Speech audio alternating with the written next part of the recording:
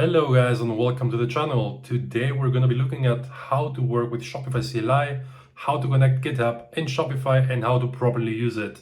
I don't say this stuff enough, so let's get right to it.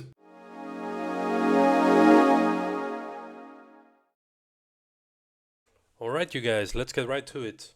So first things first, we're going to go ahead and install, if you haven't already, the Shopify Theme Access app. This is a great app if you guys want to grab passwords for different members of the team, or you're working alone and you want to make sure that the client can then delete the password so you don't have access on the store anymore, which is quite simple here. So I've already created one. So what we're going to do now is I'm going to go ahead and check it out. Do not share this password with anyone, as mentioned here, because this will give access to the store. So if you haven't already, make sure to install Shopify CLI on your computer. If you're using macOS, here's the command for it. If you're using Windows or Linux, here's the command for it. So once you've done this, we can then go ahead and go to Visual Studio Code, where I'm going to close this folder for now. And I'm going to open a new one. All right. So in this folder, I'm going to add a new file, which is going to be named shopify.theme.toml. This is where the information of the store comes in. So I have a different link open here. I'm just going to copy this part, paste it right here. I don't need the ignore, it's for ignoring sections. We're not going to do this right now. I've never really used it, to be honest, but maybe you guys find a use for it. I don't know. We're going to leave it out here. So I'm going to copy paste the password, which is going to go right here. The store, I'm also going to add here, crossboxdigital.myshopify.com. And I'm also going to add the theme ID right here, which we can find quite easily if we go to edit code and then grab the last numbers. So after that, we can go ahead and pull the theme, which is going to be the command Shopify theme pool -- environment.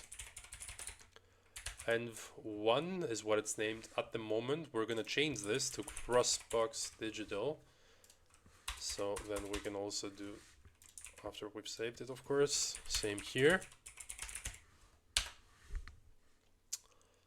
And now it's going to ask me if I'm sure this is going to be something for the theme. It's going to be a theme folder or whatever, which we're going to say yes, because the folder is empty as it is. There's only the shopify.theme.toml file inside. So after this has run, which I've already done once, so I'm going to stop this. I'm going to close the folder and I'm going to grab this folder inside. It's going to look something like this, right? Let me go ahead and remove this part for now, and I'm going to show you guys why. So Shopify theme dev -- environment Crossbox Digital, because this is the name of the environment right here. So then I can go ahead and open the local host, which is going to load right now. It's already synced. Any moment. As you guys can see, any change you make in the local environment is going to be shown right there. So I had this here. I'm going to delete it now and then save. And it's going to refresh on its own. And after that, it should be gone. So refresh, make sure. Exactly, so now it's gone. All right, so I'm gonna stop this now. So what I usually do for clients, I love GitHub, right? It's perfect, it's great. I can work side to side with a client, create new features. He goes on the customizer, adds his text, adds his pictures and whatnot. I have nothing more to do with it, right? I love straightforward things.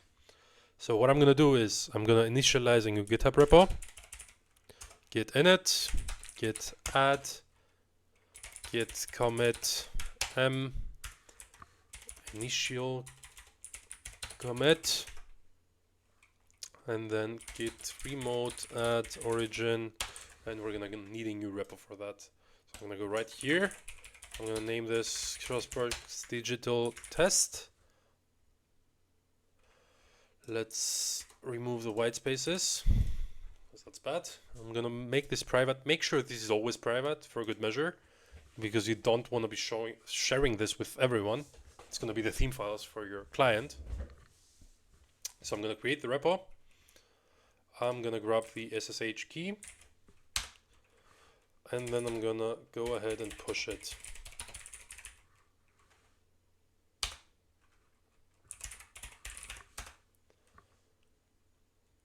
So we have a new branch, it's master, and everything should be looking good.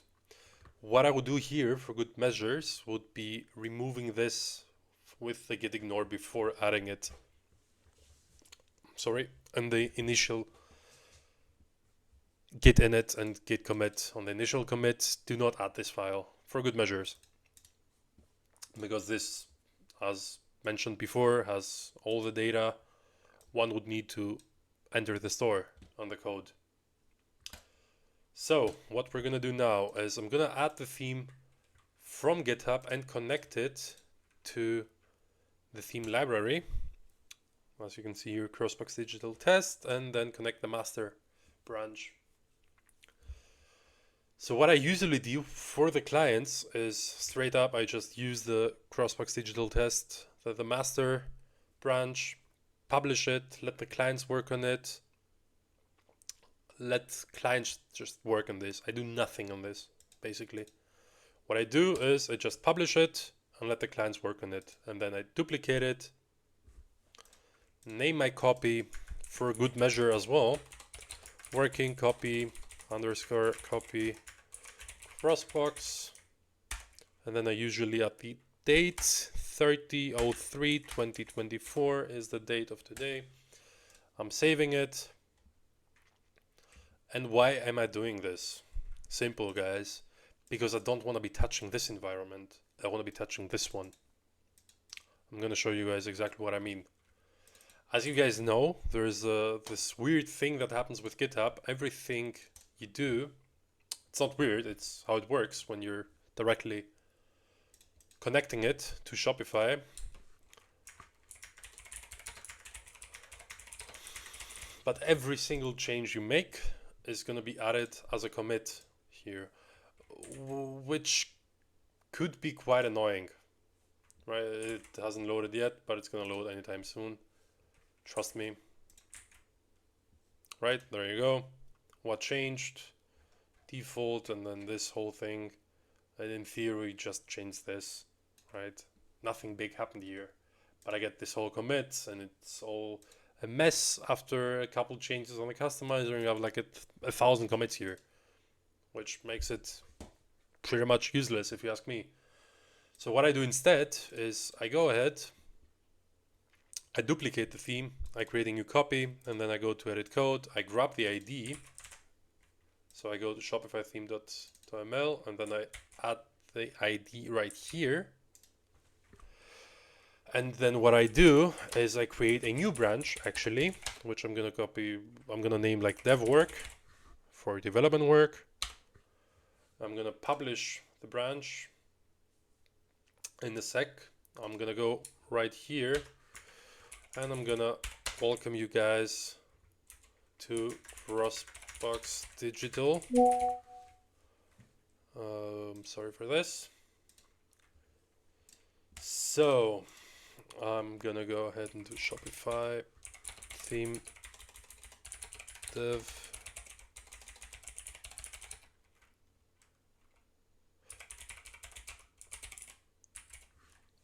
Crossbox Digital, exactly. So we can then go to this new theme we added. So if I go in preview, right, this is the new copy right here. You can also check it. And I'm gonna open the local host for it, and it hasn't synced yet, which is fine. It's gonna be syncing anytime soon. Since this is a new theme, it takes a bit longer than the other one. to make sure every file is correct and the whole thing should be working afterwards. So no worries. Should just take one more second. Okay, let me check here. There you go. All right, so this worked, as you see. So I'm gonna do stage all changes, which will have this change inside, where I will be working for the main part. And then I'm gonna go ahead and create a message like added hello Crossbox Digital, and I'm gonna commit this. I'm gonna publish the branch with my code, and I'm gonna push.